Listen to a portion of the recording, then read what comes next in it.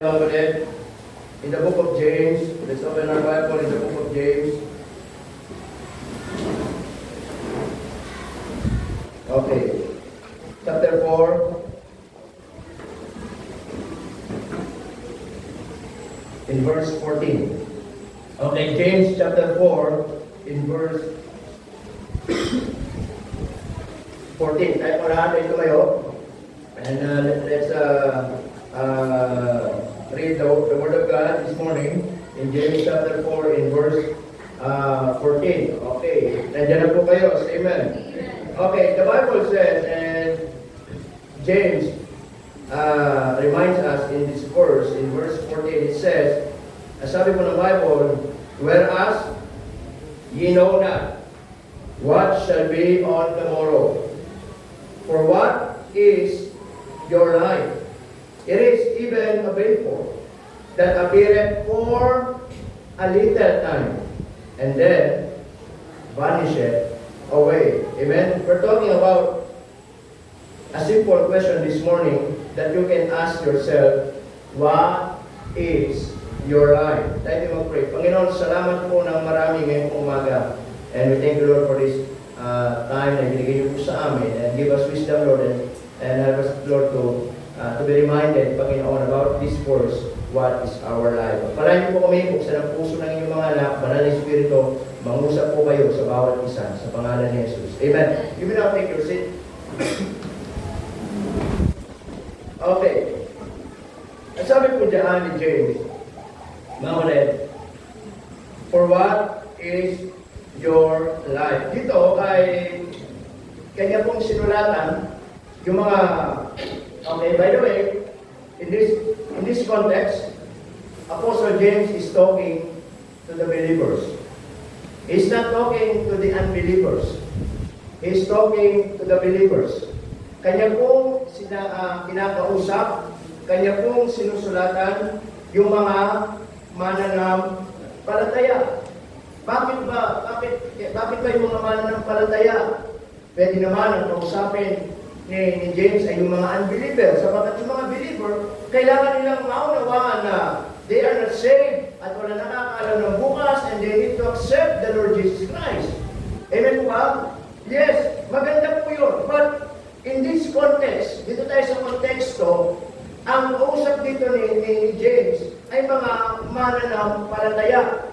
It means, mga kapatid, marami po kasi mga mananampalataya after they got saved, ay nakakalimutan nila that even believers ay walang nakakaalam ng bukas para din sa kanila. Amen, mga kapatid? There's nothing wrong if we're going to use this verse, especially in evangelism, in soul winning. Last November 1, ay nagkaroon tayo ng gospel trust distribution at kasama ko yung mga pogi kong mga ilang mga young people na kasama at nasa yung mga pogi? Wala. Okay, pumunta kami dyan sa Lecheria kasi November 1 yan, so ginawa na, take advantage natin yung opportunity na maraming tao, maraming mga pupunta yung mga namatayan nila, mga mahal sa buhay, sa sementeryo, and we take that a great opportunity na magbigay ng mga gospel at habang sila nagbibigay ng mga gospel tracts, nagdala tayo ng sound system, nagdala tayo ng mic, at nangaral tayo ng salita ng Diyos doon, amen? And this verse, I use this verse to be reminded at ma-remind ko sila na ang buhay din, para din sa kanila, ay maiksi lang. Amen, mga kapatid? Nangaral tayo ng salita ng Diyos. At nakakalungkot lang, umuwi na kami kasi umuulan na, uwi na kami. Pagdating ko sa labas, doon sa mismong main road, marami din nangangaral doon at nakakalungkot. May mga offering bag, nangihingi. Nakakalungkot lang. Tayo, hindi natin ginagawa yun, mga kapatid. Amen? Meron doon mga ang gaganda ng mga bihis. Tama? Bihis lang laban nila sa amin. Tama, mga kapatid? Tapos may mga nanay doon na nakatayo, may mga young people, at may mga offering bag, nakalagay sa offering bag, God loveth a cheerful giver. Kaya namang, imbis na magbigay ng mga trust, sila nakaabang, nakaganon yung mga offering bag nila, habang nagsasalita yung lalaki, di ko lang, born pastor, born again, o ano yun, pero nakakalungkot lang. Diba? Sabi ko, buti na lang, nauna tayong nangaral. Tama? At mabuti na lang, pauwi na tayo at hindi tayo pumesto dyan sa kalsada. Pag nagkatabi kami niyan, talaga namang makakarinig ng mga salita yan na hindi nila dapat papakinggan. Tama? Okay, papangaral ko talaga kasi yun ang sabi ng Bible. Diba? Huwag kayong maniwala sa mga nangangaral na nangihingi. Dahil ang kaligtasan, binigyan ni Pablo ng libre at ipamahagi ng walang bayad. Bakit? Nasabi ng Biblia. Hindi po, ang pangangaral ng salita ng Diyos, hindi po, it's not for sale. Amen? So nakakalungkot lang. Pero anyway, we use this verse. Tama mga kapatid, na remind yung mga tao na sabi ko, una-unahan lang kung ang kamatayan ay itinakda ng Diyos. Amen? Nauna yung mga mahal sa buhay, darating ng araw. Ganyan din ang magiging kalalagayan natin. Pero hindi pa tayo namamatay, kaya binibigyan pa tayo ng chance ng Diyos na makilala natin ang Panginoon. Amen mga kapatid? Now, there's nothing wrong. We use this verse, but as we studied this morning, mga kapatid, itong context na ito ay kausap ni Pablo, yung ni James, ni Santiago, yung mga mananampalataya, kasi nga po, nakakalimutan nila that even kahit sila'y Kristyano na, kahit sila'y mananampalataya na, nakakalimutan nila na ang buhay para sa kanila ay wala pong pa rin nakakaalam. Kaya sabi ni James sa kanila, ano sabi niya in verse 14, mga kapatid, whereas you know not, sabi niya, believers, hindi niyo pa rin alam kung anong mangyayari bukas. Marahil ngayon ligtas kayo. Marahil ngayon ay naglilingkod kayo sa Diyos. Marahil ngayon ay pupunta kayo ng langit someday kasi meron kayong katiyakan. Pero huwag niyo pa rin ilalagay sa inyong mga isipan na hindi niyo pa rin hawak ng bukas. Amen mga kapatid? Kasi nga dito, kung pag-aaralan in chapter 4, mga kapatid, marami mga believers dito, mga mananampalataya dito, na sila'y naligtas lamang, pero nabubuhay ng makasarili, nabubuhay ng may kayabangan, nabubuhay ng makamundo, nabubuhay ng malayo sa Diyos. Amen mga kapatid? Namuhay sila ng makasarili, namuhay sila ng may kayabangan, namuhay sila ng makamundo, at nakalimutan nila, yes, ligtas sila, pero nakalimutan nila, hindi pa rin nila hawak ang bukas nila. Kaya sabi ni Pablo, tanongin niyo ulit ang inyong mga sarili, at pinaalala niya, sabi ni Jesus, pinaalala niya, for what is your life? Can you ask that question to your life? Members, Christian, what is my life? Ito lang ba yung dahilan kung bakit nag-exist ako? Ito lang ba yung dahilan kung bakit nabubuhay ako dito sa mundo? Amen mga kapatid? Yes, I accept the Lord Jesus Christ, and one day, I know if I'm going to die, I'm sure 100% I will go to heaven. Pero yun lang ba yung pananaw natin sa buhay natin dito sa lupa? Kaya sabi niya, tanongin mo ulit ang sarili mo, baka nakakalimutan. Ano ba ang buhay ko? Amen? Isang tabi niyo muna yung pupunta sa langit. Whether you like it or not, if you're saved, talaga pupunta ka sa langit, wala na makakapigil dyan. Unless kung gusto mo na mauna, unless kung nagmamadali ka, nasa sa'yo yan. Tama mga kapatid? Pero habang nabubuhay ka pa, ang sabi ni James dito, ano ang iyong buhay? At nagbigay siya ng isang illustration na sabi niya, ito'y katulad lamang ng isang singaw na magpapalitaw ng napakasandaling segundo lamang pagkatapos mawawala. Yan ang buhay natin. Kahit Kristyano tayo, yan ang buhay natin. Amen mga kapatid? What is your life? Number one, na makikita natin yung principle. Kapatid, number one, life is short and uncertain. Life is short and uncertain. Amen mga kapatid? Meron pa daw maiksi doon sa short. Life is brief. Mas maiksi pa sa short. Life is brief. Life is short. The problem, ang sabi ng Bible, maiksi na nga lang ang buhay. At maganda sana that even smaller or kahit short ang buhay, maganda sana kung alam natin kailan tayo mamamatay. Okay sana eh. Okay, sana kung maiksi na nga lang, basta alam natin kailan tayo mamamatay. Upang sa ganon, may pamana natin lahat na pwede natin may pamana. Makausap natin lahat na pwede natin makausap. Pati mga kaaway natin, magiging tayo. Tama mga kapatid? Pero it's clear in the Bible mga kapatid, life is short. And what? Uncertain. Sinabing uncertain, hindi natin tiyak. Walang nakakaalam. Hindi natin pwedeng hulaan. Amen mga kapatid? This verse, mga kapatid, is highly remind us how quickly our time on earth passes and how unpredictable the future is. Pwede tayong magplano. Pwede tayong mag-isip ng gagawin bukas. Pwede tayong mag-prepare marahil. But we cannot predict kung mangyayari ba. Tama? Kaya lagi ninyo tatandaan mga kapatid, ang pinaka-the best na buhay na meron tayo, pinaka-the best na panahon na meron tayo, hindi yung kahapon at hindi yung bukas dahil wala nakakaalam ng bukas, yung ngayon. Amen mga kapatid?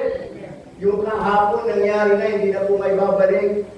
Yung bukas walang nakakaalam. Ang meron lang tayo, yung ngayon. Amen mga kapatid? At may problema pa. Yung meron tayo yung ngayon na lamang, pero wala pang nakakaalam at pwedeng mawala pa. Amen po ba mga kapatid? So we should not put our confidence in our own future, in our own plan, in our own life or purpose, mga kapatid. Nung na-accident si Brother Reverend, akala ni Micah, patay na yung papa niya. Sabi ni Micah, patay na daw yung papa niya. Pero nung na-accident si Brother Reverend, meron pamangkin si Pastor Richard Meraya sa Luciana, pamangkin ng asawa niya, na maraming plano sa buhay. Nag-graduate po siya ng nursing. Babae. Nag-board exam po siya. And this lady, siyempre, sino ba namang pamilyang hindi masaya makatapos ang mga anak sa pag-aaral? Tama mga kapatid? Isa yung isang bagay na pwede natin ilaging ipaintindi sa mga anak natin, mag-aral kayo ng mabuti dahil walang ibang pwede magpakain sa inyo kayo. Hindi pwedeng hihingi na lamang kayo sa kapitbahay kayo ng ulam. Makapalang mukha niya. Tama? Mag-aral kayo ng mabuti. Hanggang kayo nagpapaaral sa'yo, mag-aral kayo ng mabuti. Kahit mayroon, mag-aral kayo ng mabuti kasi buhay na yan. Mayroon pumasa sa ibang tao, totoo lang. Amen mga kapatid? Nag-aral ito, masaya mga magulang. At nagpaplano sila, maybe nag-graduate ng nursing. And the next step is mag-board exam. At nag-board exam siya. At maraming plano. Naka-graduate, nag-board exam, and this December, naghihintay ng result. Hindi ko alam, lumabas na yung result. Naghihintay ng result kung nakapasa siya o hindi. But it's sad to say, na-cardiac arrest, patay.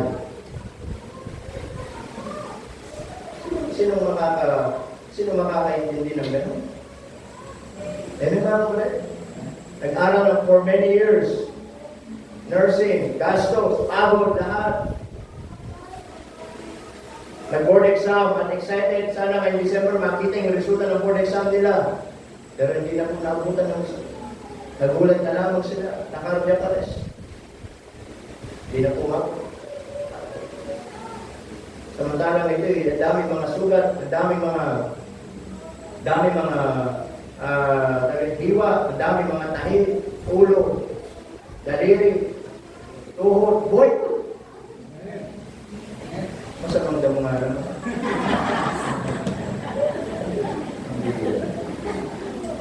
Pero mag-isip tayo, bakit unfair? Tama ba rin? Yung iba, the point is this man ko rin, hindi kasi tayo may hawak ng bukas. Kahit paano natin ingatan ang buhay na to, magplano ang buhay na to, hindi natin hawak. Kaya nga ito lagi sinasabi ni James, mga kapatid, life is short and uncertain. Amen, mga kapatid? Death is unpredictable. Ang kamatayan ay walang pwedeng maghula kung kailan darating. Amen, mga kapatid? Pwedeng malakas tayo ngayon, sa makalawa, mahina na tayo. Tama ko ba? And sometimes, not only, when death comes, it's not only unpredictable, but sometimes it is also unprepared. Minsan dumarating ang kamatayan sa buhay ng tao na hindi handa ang tao. Minsan magugulat na lamang tayo. Nung binisita ko si Brother Reverend, yung merong bata dito, sinasama dito, yung si Renzo. Yung kapitbahay lang nila, babae, bata pa din. Nung gabi na yun, nakumatos. Dinala sa PGs, wala na, nakaano na lang, mata na lang ang na. Sabi yung pambira yan. Yun, nakumatos. Ay, buhay pa din. Tama? It's not only unpredictable, but also unprepared. Kahit paano handang gawin natin, kapag dumating ang kamatayan at ang buhay na iniram natin ay kinuha ng Diyos, walang pwedeng pipigil yan. Kahit mayaman, mahirap, may pera, at kahit gaano karaming pera, hindi kaya tulsungan ang buhay ng tao. Hindi kaya pigilan yung sabi ng Bible in Hebrews chapter 9 verse 27. Amen? For it is appointed unto men once to die. Itinakda, pag sinabing itinakda, walang makakapigil niyan, kundi ang Diyos lang. Kung hindi mo pa oras, hindi mo pa oras. Kung oras mo na, kahit anong gawin mo, oras mo na. Amen, mga kapatid? But the problem, hindi tayo may hawak. Diyos ang may hawak. Bakit Diyos ang may hawak? Siya ang lumikha sa atin. Amen, mga kapatid? At yun yung gusto kong ipaunawa ni James sa mga believers na huwag lang kayong maging masaya, huwag lang kayong maging confident na kayo pupunta sa langit pag namatay kayo. Pero kailangan nyo maunawaan, kahit anong palataya kayo, life is short and uncertain. Amen, mga kapatid? Life is short and uncertain. And not only that, nakikita po natin, mga kapatid, yung pride and humility. Bakit po? Kasi nga po, sabi ko nga dito sa James chapter 4, mga kapatid, ang mga mananampalataya dito, namuhay silang makasarili, namuhay silang makamundo, namuhay silang may kayabangan. Kaya sabi ng Bible in verse 5, ang sabi ng Bible dyan, do you think that the scripture said in vain the spirit that dwelleth in us lasted to envy in verses, but he giveth more grace, for he saith, God resisteth the proud, but giveth grace unto the humble. Inaayawan ng Diyos yung mga mayayabang. Tama? Minsan, yan ang isang ugali ng minsan may merong ugali ang mga mananampalatayang mayabang. Kaya dapat tayo po bilang mananampalataya, tanggalin natin yung ugaling kahambugan. Tanggalin natin yung ugaling kayabangan. Amen, mga kapatid? We have the same Spirit of God. Amen? We have the same God na sinasamba natin. We have the same Christ na sinampalatayanan natin. At kailanman, nung pumunta ang Panginoon dito, hindi siya nagbigay ng example na maging mapagmataas. Tama, mga kapatid? Kaya sabi ng Biblia, mga kapatid, what is your life? Amen? Tama, mga kapatid? This verse directly follows a rebuke of arrogant people who boast about future plans. Isa may mga taong mayayabang. Pag ako nakatapos ng pag-aaral, ganito ang gagawin. Tama? Pag ako yumaman, tatanggalin ko yung mga ganyan. Alam nyo, wala akong masamang mag-plan ng future natin. But I'm always telling, mga kapatid, anuman ang achievement na makamtan natin sa buhay, magpakumbaba tayo. Because naniniwala pa rin tayo doon sa prinsipyo ng Biblia. Diyos ang nagbibigay. Diyos ang nag-aalis. Amen, mga kapatid? Meron tatlong mahalagang prinsipyo ang Biblia. Diyos ang nagbibigay. Diyos ang nag-aalis. Ano yung isa?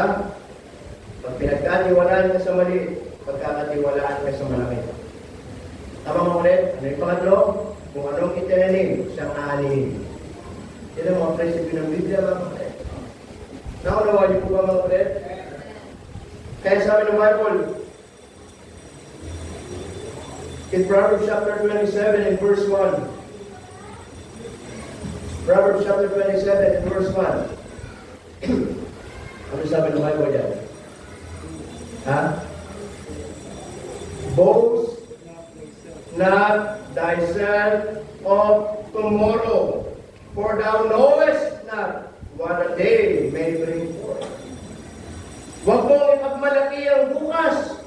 Huwag kang magmalaki sa iyong sarili kung anong mangyayari bukas, sapagkat hindi mo alam kung anong mangyayari bukas. May mga kapatid? Kaya po, ang sabi ni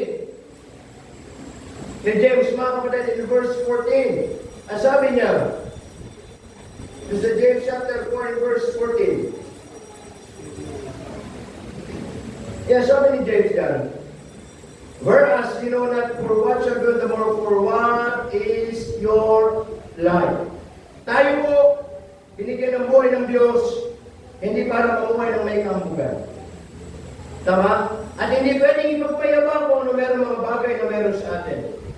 Sa panasabi niya doon sa verse 6, God resisted the proud, but giveth grace unto the humble. Amen? Inaayawan ng Diyos sa mga mapagmataas at lalo niyang binibigyan ng biyaya yung mga nagpapakumbaba. Amen, mga kapatid? Kaya the more na ikaw ay nagpapakumbaba, mga kapatid, the more na binibiyayaan ka ng Diyos. Kaya sabi niya in verse 10, humble yourselves in the sight of the Lord and He shall lift you up. Amen po ba? So pride versus humility. Amen? Apostle James is encouraging us to stay humble. Mamamatay tayo dito. Minsan lang ang buhay. Mamumuhay pa ba tayo ng may kahambugan? Mamumuhay pa ba ang tao ng may kayabangan? Mamumuhay pa ba ang tao na meron pagmamalaki sa kanyang sarili? May mga kapatid, ano sabi niya Bible? He giveth more grace to the, ano sabi niya? Humble. Amen mga kapatid? Giveth grace unto the humble. Kaya the more na ikaw ay marunong magpakumbaba, maniwala ka, the more na lalo kang pagpapalaya ng Diyos. Subukan mo laging mamuhay na laging mapagmalaki. Yes, mapipil mo yung mga bagay na meron ka. Pero hindi ko mapipil na merong Diyos sa buhay mo. Amen mga kapatid? Number 3. It says, what is your life? Ibig kong sabihin nito, gustong iparealize ni James sa mga believers dito na bumalik sila sa sarili nilang kaisipan na maunawaan nila ano yung buhay nila. Kasi nga po, yung mindset nila, namuhay na sila sa mundo, namuhay na sila makasarili, namuhay na sila sa makamundo, namuhay ng may kahambugan. Kaya yung mindset nila ay nandun na at nakalimutan nila yung purpose ng buhay nila. Kaya sabi ni James, what is your life? It's just a simple question na pwedeng mababulit ng buhay natin. Isang simpleng tanong na pwede tayong matauhan. Nasabi niya, tanongin mo yung sarili mo. Ano yung buhay ko? Minsan, madalas siyang hindi na itatanong sa maraming tao at minsan, madalas na hindi na itatanong sa ating sarili. Madalas, naririnig natin, ano kaya kakainin ko bukas? Pero pa kaya kami sasainin mamaya? Ano kaya ulam mamaya? Mga ulit. Buti nga yung iba nagtatanong kung anong ulam. Yung iba nagtatanong, pambili pa bang ulam? Magkaiba yan. Kaya mapalit yung nagtatanong kung anong ulam. Sabihin, pambili. Yung nagtanong, pambili pa ba? May sasayin. Delikadong tanong, may sasayin. Tama ka rin? Oo. Ano kaya, di ba? Minsan lagi natin tinatanong, ano kayang kinabukasan ng mga anak ko? Ano kayang, i-resolve it always about mga kapatid, yung mga future goal natin, future na pwedeng gawin natin. But have you ever asked yourself, what is my life? Yes, alam mo, nilikha ka ng Diyos. Yes, alam mo, niligtas ka ng Diyos. Pero ang tanong, is that the only reason kung bakit exist ka dito sa mundo? Amen? Is that the only thing na pwede mo maintindihan? Ano ba yung buhay mo? Kaya nga sabi ni James, what is your life? Kung hindi nyo naiintindihan, sabi niya, katulad ng singaw yan, na magpapakita tapos mawawala. Apostle James, kapatid, ask that kind of question number 3 to rethinking life's purpose. Rethinking life's purpose. The question is, what is your life? Amen, mga kapatid? This question, mga kapatid, is remind us, what is our priorities in life? Tama? Sapagkat maraming mananampalataya kapag hindi naintindihan ng tunay kung ano yung buhay dito sa lupa, hindi mo maintindihan at maunawaan ano yung mga bagay na mahalaga sa buhay mo. Amen, mga kapatid? Ano yung mga bagay na importante talaga sa buhay mo? Kaya dito tinatanong ni James sa kanila, mga kapatid, what is your life? Are you using your time wisely to God? Ginagamit ba natin ng tama yung oras natin sa Diyos? Amen, mga kapatid? Kasi kapag hindi mo naiintindihan, ano talaga yung purpose? Ano talaga yung layunin kung bakit may buhay ka pa? Hindi mo maintindihan ano yung mga bagay na importante para sa iyo. Amen, mga kapatid? Lalo na yung mga bagay na importante sa Panginoon. Minsan, yung oras, nagagamit pa ba natin ng tama yung oras para sa Panginoon? Amen, mga kapatid? Kaya sabi niya, rethinking life's purpose. Isipin mo, baka nakakalimot ka na. Ano yung purpose ng Diyos kung bakit buhay ka pa? Amen po ba? Tingin niyo po ba ang buhay natin dito sa lupa ay puro trabaho na lamang? Amen, mga kapatid? Na mula nung kayo nakapasok sa trabaho hanggang kayo mag-resign, yun na lamang may purpose ng buhay natin. Tama?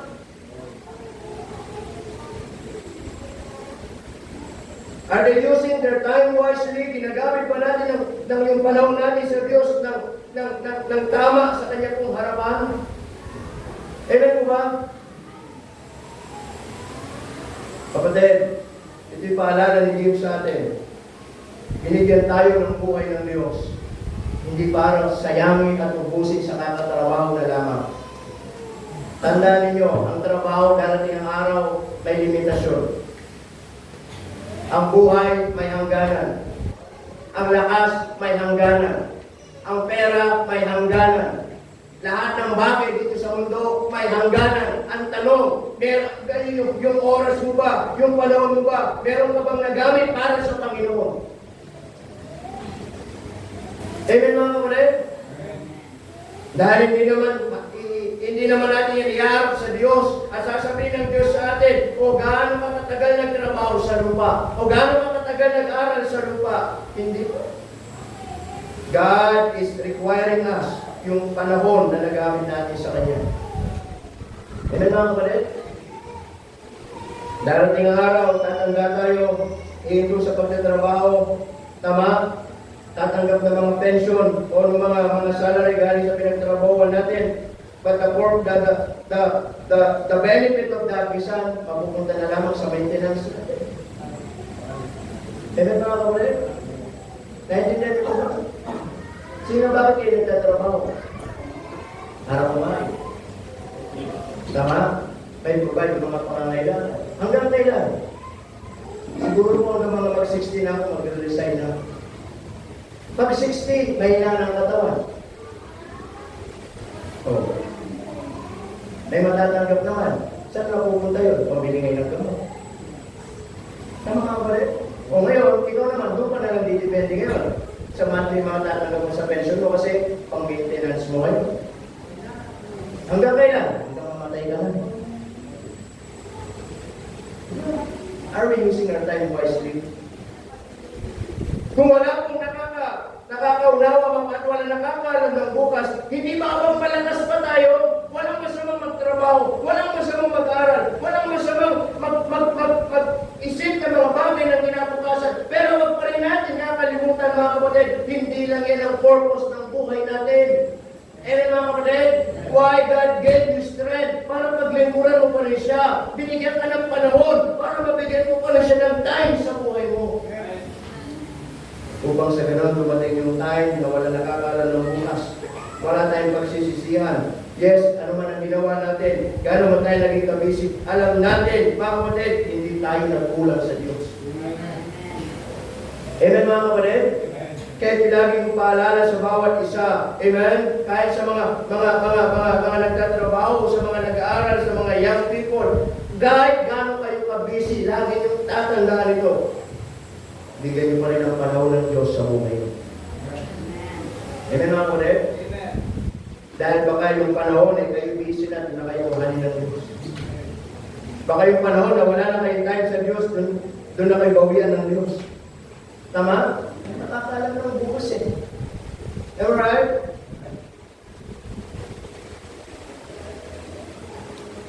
Not only are you using your time wisely, but also mga kapatid, are you fit in God's plan and daily life? Amen? It means, kumusta yung buhay natin sa harapan ng Diyos araw-araw? Okay naman po, Pastor. Okay naman yung grade ko sa school, walang problema. 76 po ako, at least hindi 75. Okay naman. Okay naman po ako sa trabaho, walang problema. Kasweldo, darating yung araw, ipopromote ko ako sa second floor. Kasi dati sa first floor ako nagmamap, na-promote ako sa second floor, magmamap na po. Sigurado, next month sa third floor na po ako magpo-promote. Okay naman po, hindi tinatanong dito, mga kapatid, yung mga responsibility natin sa buhay, but yung tinatanong daily life, kumusta ang relasyon mo sa Diyos? Sigurado ko ba pag mamamatay ka, tama yung puso mo sa Diyos? Walang masama kung mamatay tayo, tama ang relasyon natin sa trabaho natin. Okay tayo sa school natin, okay tayo sa pamilya natin. Sa Diyos, kumusta? Okay ba tayo sa Diyos? Pag mamatay tayo, malayo tayo sa Diyos. Amen mga kapatid? Our plans, also, kumusta yung mga plano natin? Baka puro plano tayo sa buhay, pero walang hindi kasamang Diyos sa mga plano natin. Amen po ba? Pag ako nagtatrabaho, nag-resign, makakatanggap ako ng mga 10 milyon, lahat ng yan, bibili ko ng lupa, bibili ko ng bahay. Walang plano para sa Diyos. Pag-aaral ako ng mabuti, pag ako nakapag-aral, pag-aasawa na ako. Hindi ka naman ako. Mag-aaral ako ng mabuti, pag ako nakapag-aral, makatapos ako, mag-aaral ako ng magandang trabaho, pag kumita ako, mag-iipon ako para sa sarili ko. Walang plano sa Diyos. Amen mga kapatid? Wala akong masama magplano. Pero, again, pwede tayo magplano, pero pwedeng mga plano natin hanggang pangarap na lang. Pwede maging mga plano natin hanggang plano na lang because walang nakakaalam ng bukas. Amen mga kapatid? Bakit pa tayo magiging makasarili pa kung magpaplano na rin naman tayo? Lagi nating isama ang Diyos sa mga plano natin. Because I believe, kung gusto natin maging matagumpay, yung plano ng Diyos sa buhay natin, lagi natin siyang kasama sa buhay natin. Amen mga kapatid? Always consult God in your life. Amen? In every decision in life, sa bawat maliit na desisyon, kahit sa mga pera, kahit maliit na pera, lagi natin konsultahin ng Diyos sa buhay natin. Tama po ba mga kapatid? Are you fit in God's plan and daily life? Are you living in God's purpose? Amen mga kapatid? And that purpose mga kapatid is that matters eternally and not temporarily. Kaya nga sabi ni James, sabi niya, what is your life?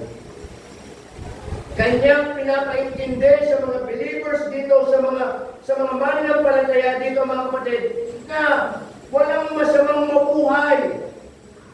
And I just want to remind, life is a gift free from God. Salamat tayo, buhay tayo. Salamat tayo, nag-exist tayo. Yan ay biyaya ng Diyos. Yan ay regalo ng Diyos. Amen mga kapatid? Pero gusto ni maintindihan dito ng ni James para sa mga believers ay yung purpose kung bakit sila nabubuhay. Sila kasi nabubuhay for temporarily. Sabi ni James, what is your life? Kailangan ma-remind kayo, kailangan maunawaan ninyo that the purpose of God in your life, hindi para mabuhay sa mga bagay na material, sa mga bagay na may panghangganan, kundi mabuhay kayo sa mga bagay na pangwalang hanggan. Amen mga kapatid? Tama po ba? Kaya po, ang sabi dyan, mabuhay tayo. There is focus. What is that the matters? Mga kapatid, ano yung mga importante? Ano yung mga mahalaga? Hindi ba yung mga bagay na para sa Panginoon? Amen mga kapatid? Huwag natin ubusin ang buhay natin dito sa mga bagay na material. Huwag natin ubusin ang lakas natin sa mga bagay na pansamantala. And yet, one day, kuhanin tayo ng Diyos, wala tayong naging investment para sa Panginoon. Amen mga kapatid? Naunawa niyo po ba? Again, ang kahapon na. Huwag na natin ibalik. Past is past. Amen mga kapatid? Ibalik, past is past. Tama? Future. Ano sabi ng Bible sa future? Walang nakakala. Anong meron tayo ngayon? Anong meron tayo ngayon? Yung present. Yung kasalukuyan ang meron tayo ngayon. Amen mga kapatid? Kaya tanong, ang problema, yung kasalukuyan na meron tayo, hindi natin hawak. Walang nakakaalam. Amen mga kapatid? Ang tanong, hindi pa ba natin yan igugugol o susubukang mag-invest sa buhay na yan para dun sa mga bagay na pangwalang hanggan? Amen po ba? So don't focus on temporal things but on eternal things. Amen? Lastly, number 4. Not only rethinking life's purpose but also listen to this, living for what matters. Ito ay sinasabi kanina mga kapatid. Since life is short, the focus should be, mga kapatid, on God. Amen? The focus should be on the things that are eternal. The focus, mga kapatid, in life should be doon sa mga bagay na para sa Panginoon. Doon tayo mabuhay. Tama? Kaya ito lagi sinasabi mga kapatid. Ang buhay hindi puro pera-pera. Ang buhay hindi puro trabaho ng trabaho. Ang buhay hindi puro papogi ng papogi. Ang buhay hindi puro paganda ng paganda. Amen mga kapatid? Ang buhay mga kapatid ay para maunawaan mo. Ano yung dahilan? Ano yung importante bakit ka nabubuhay? Tama? Amen po mga kapatid? Papogi ka ng papogi. One day, pag-isip mo, bigyan ka ng Diyos ng tagyawan sa laki ng kalamasi. Gusto mo ba yun? Subukan mo may lagyan ng pantakip. Meron lang si mga gano'n, di ba? Pero isa nagugulat ko sa mga mukha ng mga young people. Akala ko may mga sugat. Yung pala meron na kasi mga gano'n na bago na mga pag may tagyawan, tatakpan ng mga pandikit na parang pag gano'n. Ang tawag doon? Ang tinangin mo ng kamatay ng hira. Tama? Oo. Tignan nyo, bakit yung bakit yung tinatagyaw? Ang sisirin nyo sa mukha nyo dapat yung kinakain nyo. Samantalang kami nun, serve lang, bareta, sa namin, hindi kami tinatagyaw. Hindi nga. Bakit naman, wala ka diyaw tao, diyaw tagyawatin. Bakit? Nang sabon namin nun eh. Tama, hindi ko lang, yung iba sa tayo. Yung talagang sabon namin nun, yung bareta, tapos color green pa. Yung talagang pag sinapon mo mula, ulo, mukha, wala talaga, kaya bango talaga. Yung mga champion, mga ganun. Hindi nyo mas mga shade kasi kayo eh. Yung, alam niyo yung perla, yun na talaga yung pangmukhaan talaga, yung perla. Kasi ginagamit ng lola ko ng laban ng puti ng damit nun. Di ba? O, pag may perla ka na, ibig sabihin pangmukhaan na, kasi mapapuputi-puti na, lala, nung naus pa hindi ka sa papaya. Tapos dumating maxipil. Tama? Yung hindi puti, yung pure, maxipil, hindi ka puputi. Parang mapula-pula talaga hindi ka pwedeng maarawan kasi masusunog talaga. O di ba? Yung mga young people ngayon, kunting tagyaw lang, tapal. Kunting tagyaw, tapal. Bakit? Kung ano sa mga pinakain sa mga makontento kayo, ito lahat talaga dyan, mga pugi kayo at magaganda. Mga tamad lang. Tama ba ang ulit? O, subukan nyo. Wala na kasi ginawag sa mga bareta. Talaga ko sino, bareta talaga. At ang kagandaan sa bareta, ang tagal ng unaw. Sila kami gumagamit nyo. Talagang pag ginamit mo lahat, talagang ambula talaga. Talagang amoy na amoy talaga yung sabon. O, di ba? At hindi ko lang alam kung gano'ng ginagamit doon. Kasi kami doon, dahil nakatira kami sa Rinis, kami nung poor kids kami. Hindi kami rin poor kids. Yun talaga yung sabon namin. Kaya pag sinulong, pag meron siyang pera, ibig sabihin, ang laway sa puti, ang babat. O, isa na, talagang ginagamit ko lang sa mukha eh. O, di ba? Eh, the point, di ba ulit? Makontento kayo. Tama ba ulit? Talo mga sabon ngayon? 30. Especially mga made of papaya na yung mga sabon ngayon, no? Mga yung orange, yung mga Korean, mga Kojic. Tignan yung mga bagong sabon ngayon. Ang bilis matunaw. Bibili na naman kayo. Ang bilis matunaw. Magbareta na lang kayo, subukan nyo. Tagal matunaw yun. Nakatipid na kayo. Di po ba mga ulit? Yung kaya nga.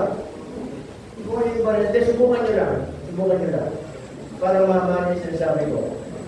Yung magsabukay ng bareta, talaga naman din nyo na kailangan magdawin ng ganit. Yung amoy na amoy na yung bareta. Okay. So living for what matters. Amen? The point. So, ang buhay, ang people, hindi puro papogi ng papogi. Hindi puro paporma ng paporma. Ayan nga pa rin. Kasi ngayon, pag may niligawan, papogi, paporma. Pag nasaktan, wala na. Pag hindi na maporma, hindi na mapogi. Mukha na stress sa sarili. Ganun ang mga kabataan ngayon. Pag nakita naman ng pogi maganda, pogi yan, paporma na naman. Pag nasaktan na naman, mukha na naman kayo. Hindi na naman makita yung mukha, wala nang nagana-gana na naman. Pero, diba? Young people, laging tatandaan ang buhay, hindi lagi para sa sarili naman. Ang buhay, isipin nyo lagi ang Panginoon. Amen? Laging tatandaan ha? Huwag nyo rin sabihin, young people pala ako, matagal pa lang mamamatay, sino nagsabi? Young people pala ako, marami pa akong pangarap, sino nagsabi? Amen mga kapalit? Wala nang akala ng bukas.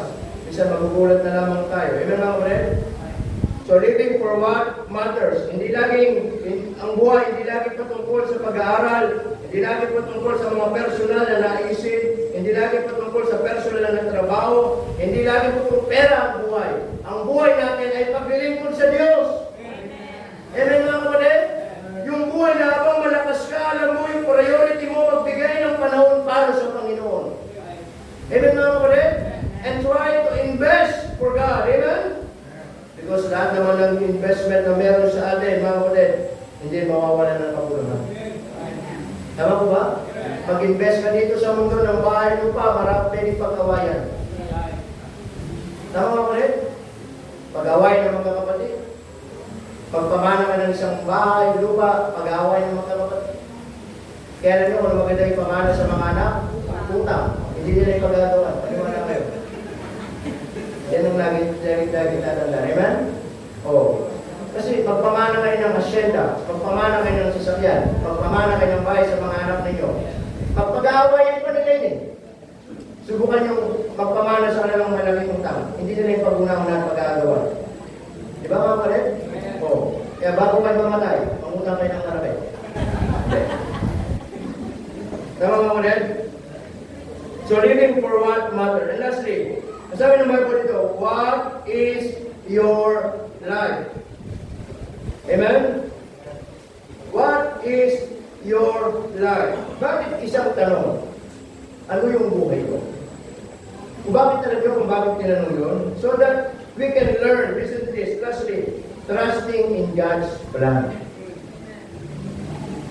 Kaya po ang buhay, walang nakakaalam para hindi ka magtiwala sa sarili mo. Kaya ang buhay maiksi para hindi ka magtiwala sa sarili mo. Kaya ang buhay walang nakakaalam kailan kukuhanin para hindi ka dumipende kung anong meron ka. Para hindi ka magmalaki. Para hindi ka magmayabang. Amen mga kapatid? Kaya ang buhay, life is short and uncertain so that we can trust the Lord in our daily life. Para araw-araw, matutunan natin magtiwala sa Diyos, dumipende sa Diyos. Kaya nasabi ko mga kapatid, ang buhay na meron tayo ngayon, na sigurado ay yung buhay ngayon at buhay ka pa. Sigurado yan, buhay ka pa. Yung bukas wala nakakaalam. Yung nakaraan, hindi na may babalik. Amen mga kapatid? And God wants us, kapatid, to trust. Sabi ng Bible, about trust in the Lord and lean not unto thine own understanding. Acknowledge Him, and He shall direct them. Amen? Pwede kang subukan mo magtiwala sa iyong sarili. Pwede kang magdepende sa iyong sarili. Pero wala na siguraduhan. Amen mga kapatid? Katulad ng nabanggit ko kanina, di ba? Yung Pastor Richard, nag-aral, nagplano, sinubukan mag-board exam, nakapasa, pang-top 9, mapapakinabangan ka ba? Sayang ba?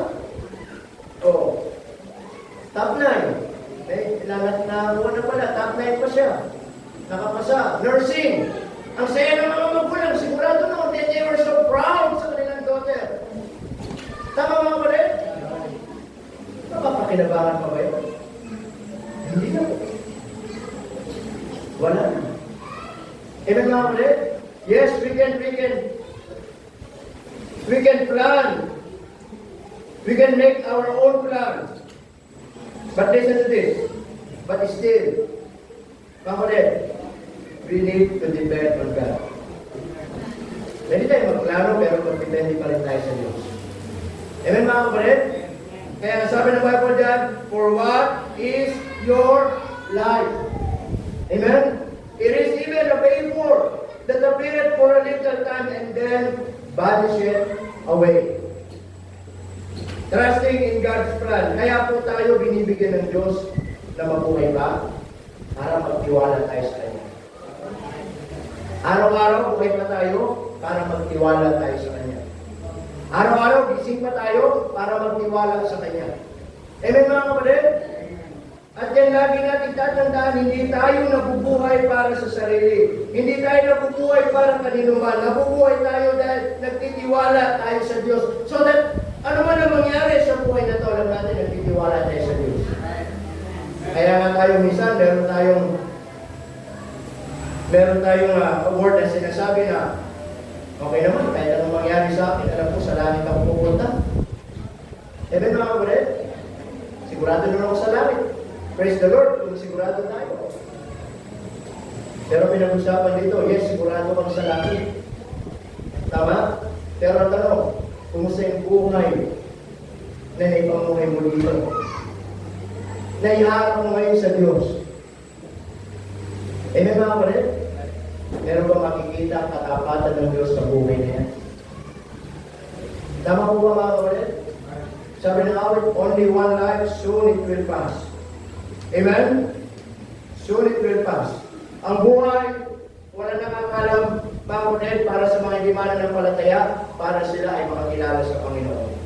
Tayo na mananampalataya, wala nakakalam ang buhay, wala nakakalam ang bukas para sa atin, para matutunan natin, hindi lang tayo niligtas ng Diyos, kundi matauhan tayo. Bakit pa ba ako nabubuhay? Ano yung pinakadahilan? Maglingkod sa Diyos. Magpasalamat sa Panginoon na buhay ka. Na araw-araw pagpasalamat mo, buhay ang buong pamilya mo. Na araw-araw, gising yung mga anak mo. Araw-araw, gising pa yung asawa mo. Di ba? Kung gusto mo nang mamatay. Tama mga kapatid?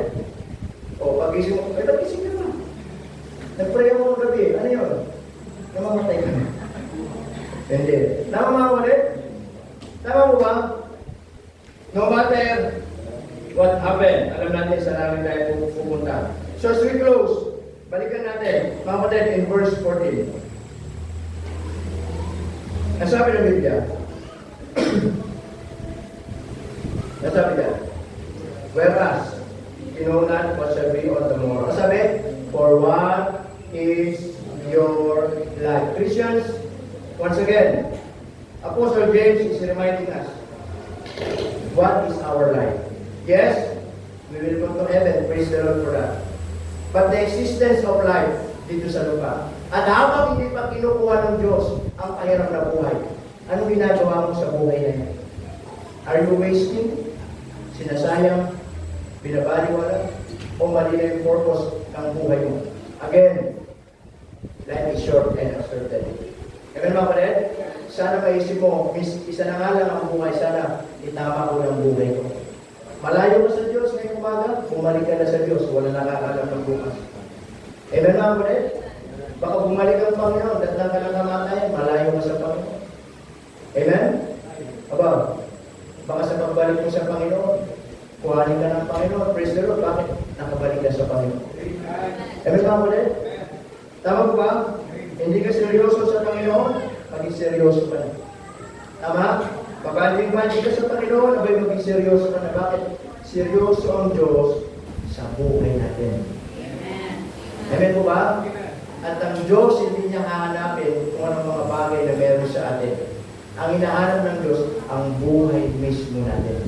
Amen? Again, what is your life? Tayo po lahat ay magsitayo. Tayo po manalangin po sa Panginoon. Let's pray. Dakilan namin Diyos na banal at makapangyarihan po sa lahat. Panginoon, maraming pong salamat po muli sa umagang ito for reminding us about what is our life. Panginoon, na-realize po namin na ang buhay pala namin dito, naiksi lang at wala nakakalam. And not only that, Panginoon, it doesn't mean that we are saved, then we can do anything. At hindi na namin bigyang alaga ang buhay namin. At minsan, nawawala na ng purpose or direction ang buhay namin, Panginoon. But Lord, we thank you for reminding us what is our life.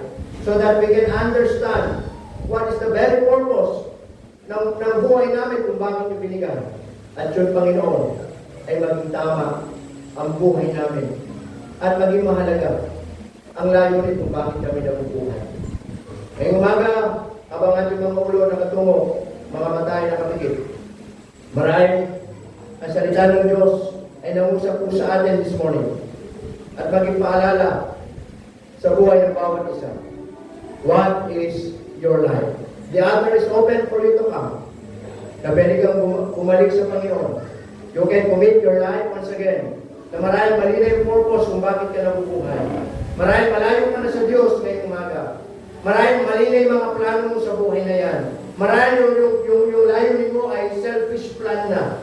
Maraming yung layunin mo ay hindi na para sa Panginoon. Then, life is short and uncertain. Wala na kakaroon ng bukas. Hindi tayo pwedeng magmalaki, hindi tayo pwedeng magpayabang. At kailanman, hindi tayo makakapagmalaki sa harapan ng Panginoon because God owns us. He created us with a very great purpose, and that is to serve Him, to honor Him, to give Him all the glory in our life. And everything na meron sa atin ay balik natin sa Panginoon. At maging mahalaga ang mga bagay na para sa Panginoon. Kung panalangin mo ngayong umaga, na ikaw ay muli mo nang itama yung buhay. Na hindi mo nasasayangin yung buhay. Na yung buhay na yun na walang nakakalam. Na yung buhay na yun ay maiksi lamang. Ay bigyan mo ng panahon ang Diyos sa buhay na pahirap na yan. If that is your prayer this morning, you may come. What is your life? What is your life? Walang pinag-usapan dito, hindi pinag-usapan dito. Ang edad, mga bata, young people, adult, senior, o namang edad yan. Walang pinipili ang kamatayan. Yes, hindi tayo natatakot mamatay, mga kapatid. Alam natin, pag namatay tayo, sa langit tayo pupunta. Pero, yes, mamamatay tayo. Ang tanong, kumusta yung buhay mo bago mamatay? Yan ba'y nagamit mo ba para sa Panginoon? Yan ba'y may bahagi bang Diyos yan? Yan ba'y may investment ka bang nagawa sa buhay na yan? Someday magiging kwento na lamang ang buhay natin. Pero yung testimony, yung legacy, yung investment, yan yung bagay na pwedeng hindi makalimutan ng mga taong nakakakilala sa atin. Na yung buhay na yan ay nilikha ng Diyos. Hindi para maging katitisuran sa ibang tao. But God created that life, and the very one of the purpose of that is to be a blessing. Hindi ba? Magandang mamatay tayo, naging pagpapala. Na alam natin ang buhay natin. Naging pagpapala sa buhay ng iba. What is your life, members? Amen? Amen? What is your life? Sabi ni James, nakakalimot na kayo. Ang alam nyo lang, pupunta lang kayong langit. Ang alam nyo lang, sigurado sa langit kayo pupunta. Pero nakakalimutan nyo, na binigyan pa rin kayo ng buhay ng Diyos para hindi sayangin, para ibalik sa Kanya at paglingkod sa Kanya. Kaya sabi ni James, for what is your life? Ano ang iyong buhay?